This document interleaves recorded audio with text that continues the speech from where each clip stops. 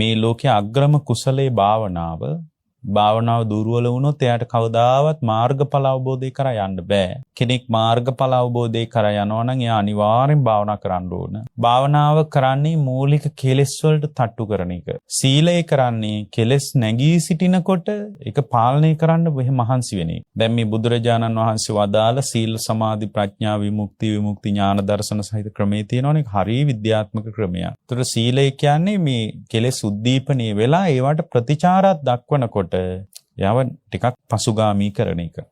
සමාධිය කරන්නේ කෙලෙස් බොහෝ කාලයකට උද්දීපනය වෙලා කෙලෙස් මත විකාශනය වෙන්න තියෙන සිතේ අවකාශය දුර්වල කරන එක තමයි භාවනාවෙන් කරන්නේ. සමාධියෙන් කරන්නේ. ඒතකොට භාවනාව ඊටාම ප්‍රධාන කොටසක් තමයි ප්‍රඥාව වඩනවා කියන එක. ප්‍රඥාවෙන් කරන්නේ මූලික කෙලෙස් මූලයටම තට්ටු කරන එක. ඒතකොට මුල හරියට මුදුන් මුලම උදුරලා දානවා වගේ. ඒතකොට හරියට භාවනාවේ ගැඹුරු වැඩපිළිවෙල තමයි මුදුන් මුල කපාගෙන යන්නේ.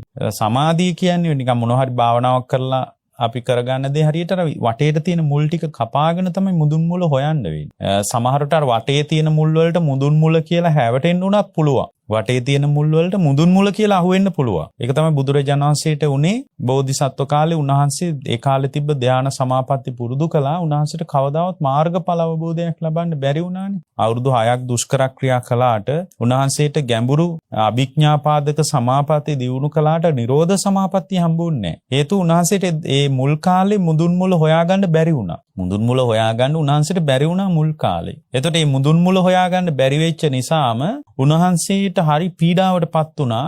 මේ ලෝකේ අර දුකේ නිමාව පළවෙනි ධ්‍යානෙ තිබ්බා, දෙවෙනි ධ්‍යානෙ තිබ්බා, තුන්වෙනි ධ්‍යානෙ තිබ්බා, හතරවෙනි ධ්‍යානෙ තිබ්බා, අරූපාවචර ධ්‍යානෙ තිබ්බා, නිරෝධ සමාපatti තිබ්බේ නැහැ. ඉතින් ඒක හොයාගෙන උන්වහන්සේ නොයේ කබිචාර විදි, ආචාර ධර්ම හොයාගෙන ගවේෂණය කළා හරි ගියේ නැහැ. එතකොට අර මුදුන් මුල හඹාගෙන ගිහින් මුදුන් මුල සිඳිනවා කියන එක අමාරු දෙයක්. ඊතුරු මුල් සිඳින්න පුළුවන්. ලෝකේ යෝග ක්‍රම තියෙනවා, භාවනා ක්‍රම එක තියෙනවා, එක ආයතන වල එක සම්ප්‍රදායන් වලට. නමුත් මේක ඉතා වැදගත් දේ තමයි අර විදර්ශනා කරන්න පුළුවන් හැකියාව.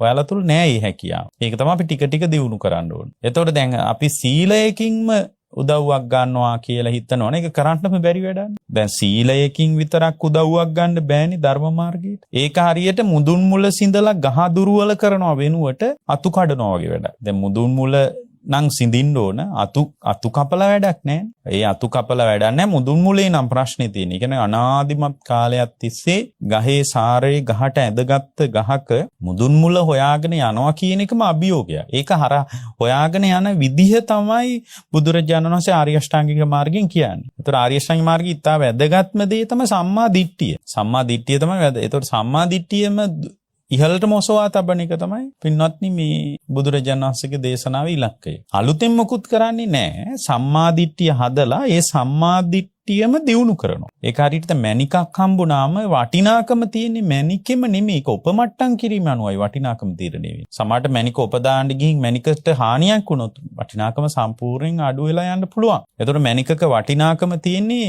මැණික උපදමන්නාගේ තියෙන කෞශල්‍ය මත. මැණික වටින්නේ නැත්තම් ඒ උපදමන්නාතින් සිද්ධ වෙන සුළු වැරදීමකින් මැණිකේ වටිනාකම ගොඩාක් කීන වෙන්න පුළුවන්. ඒතර සම්මාදිට්ඨිය කියන්නේ මැණිකක් හම්බ වුණා වගේ ඒක ඔසවා තැබීම හරියට උපදානවා වගේ. ඒ උපදාන්න වෙන්නේ විදර්ශනා වැඩිවීමෙන්. වෙන ක්‍රමයක් නැහැ මේකට. පුළුවන් තරම් ඇත්තට මේ ජීවිතේ දුක නිමා කරන්න පුළුවන්. ඒක නිමා වෙන්නේ ඥානයක් කියලා එකක් ඔසවලා තියන්න ඕන. ඒ ඥානෙ ඔසවලා තියද්දී තමයි අවබෝධයටපත් වෙන්නේ. ධර්මාර්ගයේ අමාරු වැඩක් නෙමෙයි. දැන් භාවනාව වමනා කරන්නේ ධර්මාර්ගය පහසු කරගන්නනේ. ඒක පහසු කරගන්න තමයි මේ අපහසුයින් ධර්මාර්ගය මුකුත් කරන්න එපා. ලංකාවේ මිනිස්සු නිකන් අමාරුවෙන් දත්මිටි කාගෙන බොහොම අපහසුයින් මාර්ගයක් දියුණු එහෙම එකක් නැහැ. ධර්මයේ දියුණු කිරීමට නිශ්චිත ආකෘතියක් නැහැ. මේ ක්‍රමෙමයි කියලා කාටවත් කියන්න බෑ. එහෙම අපි කොහොමද කියන්නේ නේ? මේ ක්‍රමෙම තමයි හරියන්නේ කියලා අපි කාටවත් කියන්න බෑ. එක එකනට එක ක්‍රම හරියන්න පුළුවන්. ඒ කියන්නේ සමහරලා ඉන්නවා හොඳට භාවනාවෙන් උනත් එයාලා හුඟක් වඩලා තියෙන අනුස්සති භාවනා. ඒවයින් අවබෝධය කරා යන අය ඉන්නවා. සද්ධාව වගේ වඩලා අවබෝධය කරා යන අය ඉන්නවා. ඒ රහතන් වහන්සේට කියන්නේ සද්ධා විමුක්ත රහතන් වහන්සේ කියලා. සමහර අය පටන් ගන්නෙම විදර්ශනාවෙන්. ඒ ප්‍රඥාව හොඳට වඩලා අවබෝධය කරා යන. එයාට කියන්නේ දිට්ඨප්පත්ති රහතන් වහන්සේ කියලා. සමහර අය ඉන්නවා යා කොහොම හරි පළවෙනි ධ්‍යානෙ හදා ගන්නවා. ඊට පස්සේ කාලයක් ගිහින් දෙවෙනි ධ්‍යානෙ හදා ගන්නවා. තව ටික කාලයක් ගිහින් තුන්වෙනි ධ්‍යානෙ හදා ගන්නවා. එහෙමම ධ්‍යාන උඩට ගිහින් අවබෝධය කරා යනවා. ඒ රහතන් වහන්සේට කියන්නේ කායසක්කී රහතන් වහන්සේ කියලා. එහෙනම් එක එක විදියට අරහත්ත්වේ කරා යන රහතන් වහන්සේලා ඉන්නවා. ඒ නිසා එකම ක්‍රමයක් ගැන අපිට කියන්න බෑ.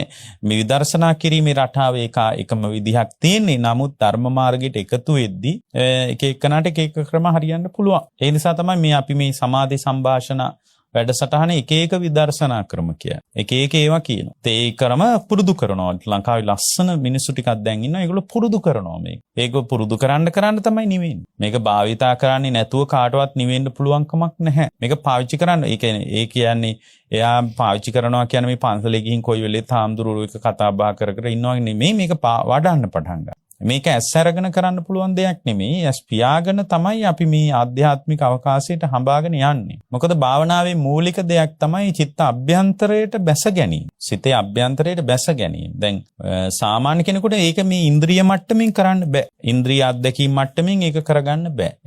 ඒකනේ අර දැන් මුහුදු පතුලට යන්න බෑනේ සාමාන්‍ය ස්වභාවය. මුහුදු පතුලට යන්න බෑ. එතන ඇයි මුහුදු පතුලට යනවා නම් ඒකට කිමිදුම් කට්ටලයක් ඕන. භාවනාව කියන්නේ අන්න ඒ වගේ එකක්. මේ ඉන්ද්‍රිය අධ්‍යක්ීම් ටික ඇතුලේ යන්න බෑ. මොකද එයා ලොකු අපහසුයකට පත් වෙන පොඩ්ඩක් දුර යනකොටම. එයාට ඒකට විශේෂ කට්ටලයක් ඕන. ඒකට කිමිදුම් කට්ටලය කියනවා. ඒකෙන් තමයි භාවනා මේ අර පතුලට යන්නේ. අන්න ඒ වගේ භාවනාව කියන්නේ මූලික වශයෙන් සමාධිය කියන්නේ විදර්ශනා කරන්න ලෑස්ති කරගන්නවා ඇතුළේ. ක්ෂේත්‍රයේ ලෑස්ති කරගන්න. ඒකට ඒ අවකාශය තුලම සිල් රකින්න එක, ඒ අවකාශය තුලම සමාධිය දියුණු කරන එක වගේව හරිම වටිනවා. මොකද මේ સંદર્ભය තුල නිවීමයි බුද්ධ ශාසනය බලාපොරොත්තු අනාගතේ නිවීම නෙමෙයි. අනාගතේ නිවෙනවද නැද්ද කියන එක අපිට අදාළ නැහැ. මොකද අනාගතේ කියන්නේ තවම නාපු තත්ත්වයක් නැවිල්ලා නැහැ. මේ මොහොතේ තත්ත්වේ පවා මේ අපිට අදාළ තත්ත්වයක් නෙමෙයි. ඒක අපිට හොඳට තේරෙනවා. මේ වෙලාව අත්දැකීම් ටිකක් තියෙනවා. නමුත් මේ මොහොතේ සම්පූර්ණයෙන්ම යථාර්ථයක් නෙමෙයි මේ අවස්ථාව. මේ අවස්ථාව අතීතයේ විසින් තීරණය වෙච්ච සිද්ධියක් මේ. මේ මොහොත මේ විදියට උදාවීම කියන එක ඔයාලා සැලසුම් කරලම වෙනව නෙමෙයි. ඒක අතීතයේ ඔයාලා තුල ගොඩනැගිච්ච කුසලාවේ විසින් ඔබට සම්මුඛ කරපු තත්ත්වයක්. එහෙනම් මේක අතීත තත්ත්වයක් මේ අපි භුක්ති විඳින්නේ. ඒ කියන්නේ පුරාණ කර්මයයි මේ වළඳන්නේ කියලා එහෙම නිතර කියන්නේ. ඒ කියන්නේ මේක අපි සැලසුම් කර හැබැයි මේක ඇතුලේ කුසලතාවයට එකතු වීම පිණිස අපිට මේ මොහොතේ කෙලස් තවන වීරිය එහෙම තියෙන්න ඕනේ. එතකොට තමයි මේ මොහොතේ පරිස්සම් වෙන්නේ. නමුත් මේ මොහොතේ පරිස්සම් වෙන්න අපි ඉතල දැඟලුවාට ආයේ මේ මොහොත කියන එක ඇත්තටම අතීතයේ විසින් ගොඩ නගාපු තත්ත්වයක්. මේක පාලනය කරන්න බෑ. ඒක තමයි ඒක මුල් කරගෙන තමයි අනාත්මයි කියලා බලන්නේ. මේක අනාත්මීය ස්වභාවය. මේ මොහොතේ කුසලයේ වඩාගෙන වීරිය කරගෙන උපන් කුසලයේ මත ශක්තිමත් වෙලා නූපන් කුසලයේ උපද්දවන්න වීරිය කරනකොට අනාගතේ නැවත භවයේ හැදෙන්නයි සංස්කාර සංසිදී ගිහින් යා අර පිරිනුවම් පෑම් පැත්තට යනවා. ඔච්චරයි අපිට වෙන්න කරගන්න තියෙන්නේ. මේ මොහොත කියන එක සම්පූර්ණයෙන් මේක ඇත්තක් නෙමෙයි. ඒක පරණ තත්ත්වයක්. එච්චරයි. ඒක ඇත්තට මේ මොහොත කිසිම දෙයක් අදාළ ඇත්තටම තත්ත්වෙ නෙමෙයි. දැන් මේ මොහොතේ ඉරේලිය අපිට උදාවීමත් විනාඩි කිහිපයකට කලින් වෙච්ච එකක්. ආලෝකේ ගමන් කරන වේගයක් තියෙනවනේ. දැන් මේ මොහොතේ ඉර පුපුරලා ගියොත් එහෙම මේ මොහොතේ අපිට මොකක්වත් වෙන්නේ නැහැ. මේ මොහොතේ අපි බනහකන ඉන්නවා.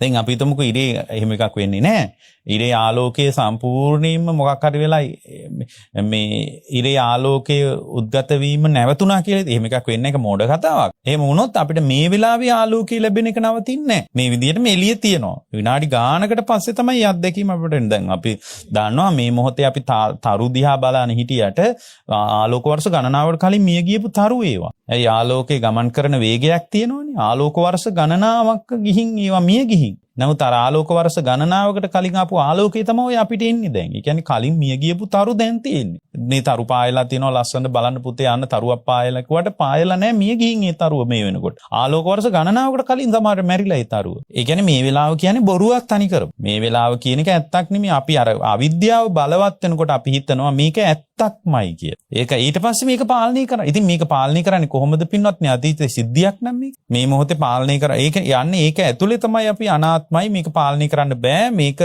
අනාත්ම ලෝකයක් කියලා අපි තේරුම් ගන්න. දැන් මේ මොහොතේ ඔබේ තියෙන ගතේ සහ සිතේ තත්වයන් පෙර කර්ම සංස්කාර විසින් උපද්දවපු තත්වයක්. ඒක උපද්දවපු තත්වයක් කියලා කියන්නේ ඇයි? මේ ඕගොල්ලන්ගේ අම්මගේ කුසේ පැලවුණි කර්මය ඇසුරු කරගත්ත විඥානය. ඒ විඥාන ශක්තිය කර්මයේ විසින් ගොඩනගා. ඒක හාත්පසින්ම ආලෝකමත් වී තිබෙන කර්මය.